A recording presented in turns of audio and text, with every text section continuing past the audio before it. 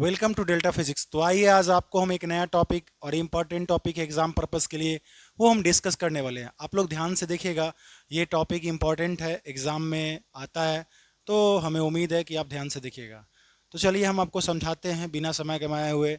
चलिए, तो टॉपिक जो है आज मेरा वो सुनिए। वो टॉपिक है मेरा रिफ्रैक्शन फ्रॉम, मतलब रिफ्रैक्शन करवाना है, ठीक है, स्पेरिकल सरफेस में। और जो रिफ्रैक्शन होगा वह लाइट जो है वह रेयरर से डेंसर जाएगा, लेकिन कंडीशन है कि हमको जो इमेज है वो वर्चुअल बनाना है। वैसे इस रिफ्रैक्शन का टोटल 5 केस है, जिस 5 केस में से इंपॉर्टेंट टॉपिक जो है हम इसको पढ़ा रहे हैं। आप लोग ध्यान से देखिएगा कैसे इसको बनाना है और कैसे बताया जाता है, ध्यान से देखिएगा, ठीक है। तो सबसे पहले आपको पता है कि यहाँ पे हमने लिखा है, यहाँ जो टॉपिक आपको दिख रहा है कॉन्वेक्स है। तो सबसे पहले पता होना चाहिए कॉन्वेक्स होता क्या है। अगर हम बात करें कॉन्वेक्स क्या होता है, तो जरा आप गौर कर ले कॉन्वेक्स पे। तो आप बोल सकते हैं कि जैसे जैसे आप पढ़े होइएगा, ये ये मिरर में, कि अगर इधर से हम पेंट कर दे, इधर से हम अगर कोटेड कर दे, तो ये मेरा कॉन्वेक्स है ना।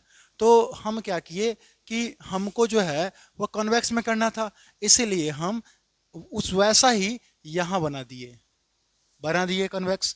अब देखिए, लेकिन यहाँ पे कॉन्वेक्स में स्फेरिकल सरफेस बनाना है, इसलिए इस तरह से इसको हम कर दिए, और ये पूरा मेरा स्फेरिकल सरफेस है, कॉन्वेक्स स्फेरिकल सरफेस है मेरा पूरा, ठीक है। इसमें कोई दिक्कत नहीं होना चाहिए, ये तो समझ गए होइएगा। अब देखिए, अब हम आपको क्या कहना चाह रहे हैं, हमारा जो लाइट है वो रेयरर से कहाँ जा रहा है, डेंसर। तो हम मान लिए कि जो लाइट जाएगा अभी वो रेयरर से, मतलब म्यू1 से कहाँ जाएगा लाइट मेरा, डेंसर में। डेंसर मतलब क्या हम बोल दिए, म्यू2 बोल दिए, इसमें भी कोई दिक्कत नहीं होना चाहिए। अब देखिए, इसके लिए हम एक प्रिंसिपल एक्सिस ड्रॉ करते हैं, जो प्रिंसिपल एक्सिस हम ड्रॉ कर लिए। अब देखिए, यहाँ पे हम एक पी पॉइंट ले लिए, इसमें भी कोई दिक्कत नहीं होना चाहिए। और ये स्पेरिकल सरफेस है, तो इसका तो सेंटर होगा इसी में। तो मान लिए इसका सेंटर जो है यहाँ पे है, वो सेंटर क्या मान लिए, सी। अब देखिए, जो अभी कंडीशन है वो रेयरर से कहाँ जा रहा है, डेंसर। तो यहाँ पे अब इमेज जो कैसा बनाना है, वर्चुअल। तो वर्चुअल इमेज बनाने के लिए हम ऑब्जेक्ट को इस सरफेस के पास रखेंगे। तो हम इस ऑब्जेक्ट को, यहाँ पे एक ऑब्जेक्ट रख लिए जो इस सरफेस के हम पास रख लिए। अब जो ऑब्जेक्ट रखे, तो यहाँ से ऑब्जेक्ट से लाइट जा रहा होगा, तो लाइट गया, ठीक है। अब जब लाइट गया, तो सोचने वाली बात है, यहाँ पे सबसे पहले आपको इस पर नॉर्मल ड्रॉ करना पड़ेगा ना। तो नॉर्मल ड्रॉ कर लिए नॉर्मल ड्रॉ। अब जरा आप ही बताइए कि लाइट जो है वो रेयरर से कहाँ जा रहा है, डेंसर। तो रूल क्या कहता है कि यह झुकेगा। तो इसको हम हल्का सा बेंड कराएंगे, थोड़ा सा हल्का सा बेंड करवा लिए, हल्का सा बेंड करवा दिए। अब इसको बेंड करवा दिए, और इमेज कैसा बनाना, वर्चुअल। इसलिए इसको हम पीछे ले आए, बैक टुवर्ड कर लिए, और यहाँ इमेज बना दिए। इस इमेज का नाम क्या डाल दिए, आई। अब देखिए, लाइट जा रहा था और ये नॉर्मल है, तो ये जो एंगल बना, ये पूरा एंगल, इस एंगल को हम क्या बोल दिए, आई। अब देखिए, ये लाइट, ये नॉर्मल है, सेंटर ऑफ कर्वेचर नॉर्मल होता है, और ये क्या बन गया, आर। अब देखिए, इसमें कोई दिक्कत नहीं चाहिए। अब देखिए, ऑब्जेक्ट वाला एंगल हमेशा अल्फा मानते हैं, ठीक है।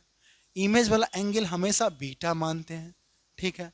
और सेंटर वाला एंगल हमेशा हम गामा मानते हैं, इसमें कोई दिक्कत नहीं होना। अब हम एक पॉइंट कंस्ट्रक्ट कर लेते हैं, मान लिए, और इस पॉइंट का क्या नाम मान लिए, एम। अब जरा आप ही बताइए, आई से लेके स्पीड तक का दूरी अगर बताना हो, तो इमेज डिस्टेंस है वो किससे होता है, भी से। ओ से लेके स्पी तक का दूरी बताना हो, तो उसको किसे दिखाते हैं, यू से। और ये पी से लेके सी तक का दूरी बताना हो, तो किसे दिखाते हैं, आर से। अब देख भाई, और इस पॉइंट को हम ए मान लिए, क्या मान लिए, ए। आराम आराम से देखिएगा तो समझ में आ जाएगा। तो इसको प्रूव करने के लिए इसको यहाँ लिखना पड़ेगा, अप्लाई स्नेल्स लॉ एट ए। यानी सबसे पहले हमको अप्लाई करना पड़ता है स्नेल्स लॉ, कहाँ पे, ए पे। तो ए पॉइंट यहाँ है। स्नेल्स लॉ अप्लाई करने का तरीका आप जानते हैं, जहाँ से लाइट जाता है पहले वो मीडियम लिखाता है। तो लाइट जो जा रहा है वो म्यू1 से जा रहा है, इसलिए हम लिखे म्यू1, ठीक है। फिर क्या लिखाता है, साइन, ठीक है। और जहाँ जा रहा है मतलब कौन एंगल है, पहले आई, इसलिए हम क्या लिख दिए, आई बराबर लाइट कहाँ गया है, म्यू2 में, इसलिए लिखे म्यू2। फिर क्या लिखा था, साइन, और यहाँ पे कौन एंगल बन रहा है, आर, इसलिए हम आर लिख दिए। इसमें कोई दिक्कत नहीं होना चाहिए, ऐसा हम आशा करते हैं। अब क्या करेंगे, अब लिखेंगे हम यहाँ पे फॉर ए स्मॉल एंगल, एक स्मॉल एंगल के लिए, छोटा एंगल के लिए, जैसे आप पढ़े होइएगा, limit theta tends to be zero, और साइन थीटा बाई थीटा होता है, तो इसको क्या लिखते हैं हम, सीधा थीटा, पढ़े हो गया।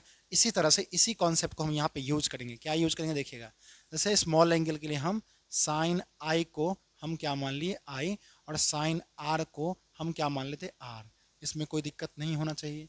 अब क्या करेंगे हम कि भाई इस साइन आई का मान यहाँ पुट कर देंगे, साइन आर का मान यहाँ पुट कर देंगे, तो क्या हो जाएगा मेरा फाइनल इक्वेशन हो जाएगा म्यू वन आई बराबर म्यू टू आर, और इक्वेशन में कितना मान लिए 1, इतना में कोई दिक्कत नहीं होना चाहिए।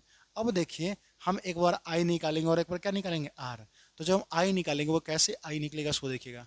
आई जो है ये है और आई निकालना है, उसके लिए एक ट्रायंगल लिए हम ओ ए और सी। आई निकालने के लिए हम एक ट्रायंगल लिए हैं, नाउ कौन ट्रायंगल लिए हैं, ट्रायंगल ओ ए सी, एक ट्रायंगल लिए ओ ए सी, ओ ए सी। तो देखिए ओ ए सी जब लिए तो ये अल्फा और ये गामा, तो दो का सम तीसरे के बराबर होता है, एक्सटीरियर एंगल का प्रॉपर्टी पढ़े होइएगा। तो इसको आप लिख सकते हैं यहाँ से आई बराबर अल्फा प्लस गामा, इसमें कोई दिक्कत नहीं होना चाहिए। अब चलिए आई निकाल लिए, फिर क्या निकालेंगे आर। आर निकालने के लिए दिमाग लगाइए, आई ए सी ट्रायंगल लेते हैं, तो आई ए सी जब ट्रायंगल लिए तो ये बीटा और ये क्या है गामा और ये क्या है आर, यानी दो का सम तीसरे के बराबर, एक्सटीरियर एंगल का प्रॉपर्टी है।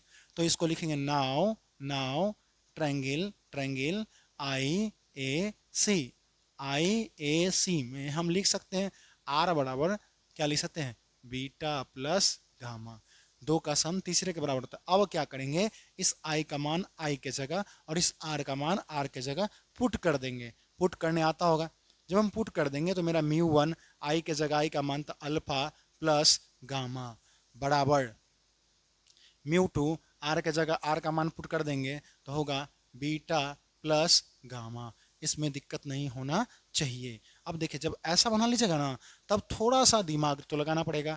हम इसको दूसरे तरीका से भी बना सकते हैं, लेकिन हम टेन का यूज करके बनाएंगे, ज़्यादा अच्छा रहेगा।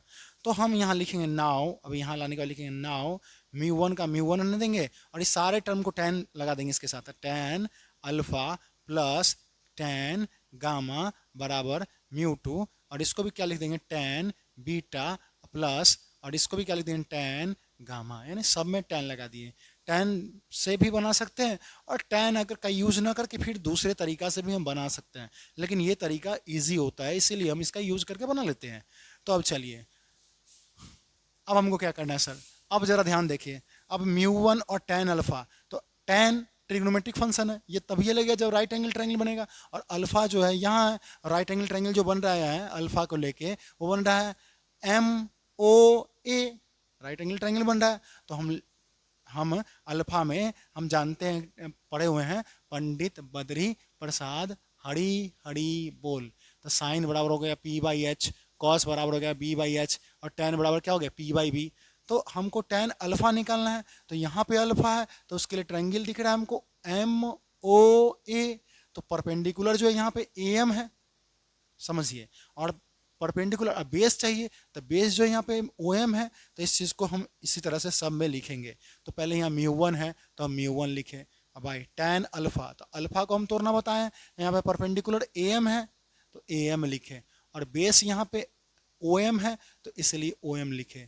उसके बाद क्या है यहाँ पे प्लस प्लस, उसका टेन गामा, गामा को देखिए गामा कहाँ है, यहाँ है गामा, लेकिन सारा राइट एंगल तो हमको दिख रहा है ए एम सी या एम सी ए, राइट एंगल ट्रायंगल है। अब यहाँ पे परपेंडिकुलर जो ए एम है, परपेंडिकुलर क्या है यहाँ पे भी ए एम है, और बेस जो यहाँ पे एम सी है तो इसलिए एम सी डाल दिए बराबर। अब देखिए म्यू टू का म्यू टू, म्यू टू का म्यू टू, अब देखिए टेन बीटा, बीटा देखिए बीटा यहाँ है सारा यहाँ राइट एंगल से, तो हम लेंगे आई एम ए या एम आई ए, सबसे अच्छा एम आई ए। इसमें परपेंडिकुलर क्या है, इसमें परपेंडिकुलर है ए एम, और बेस क्या है, बेस मेरा एम आई, तो बेस को लिख दिए एम आई, इसमें कोई दिक्कत नहीं होना चाहिए।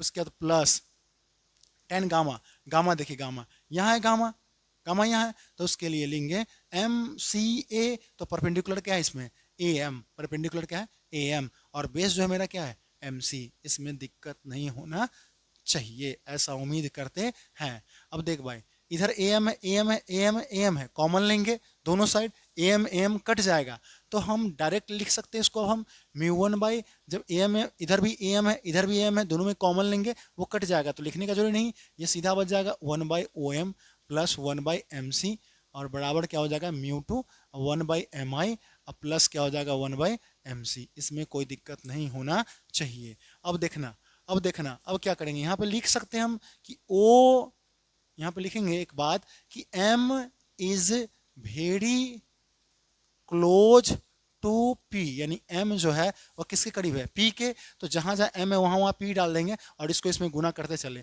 तो μ1 क्या बन जाएगा OP प्लस μ1 क्या बन जाएगा PC बराबर μ2 का μ2। हाँ, μ2 को भी गुना करिए देते हैं तो ठीक रहेगा। तो इसको भी गुना कर देंगे सब में, तो μ2 क्या हो जाएगा मेरा PI, क्योंकि हम m के जगह P डाल रहे हैं, m के जगह हम P डाल रहे हैं। तो μ2 क्या हो जाएगा मेरा PC। काहे डाले हैं जरा अब आपको बताते हैं।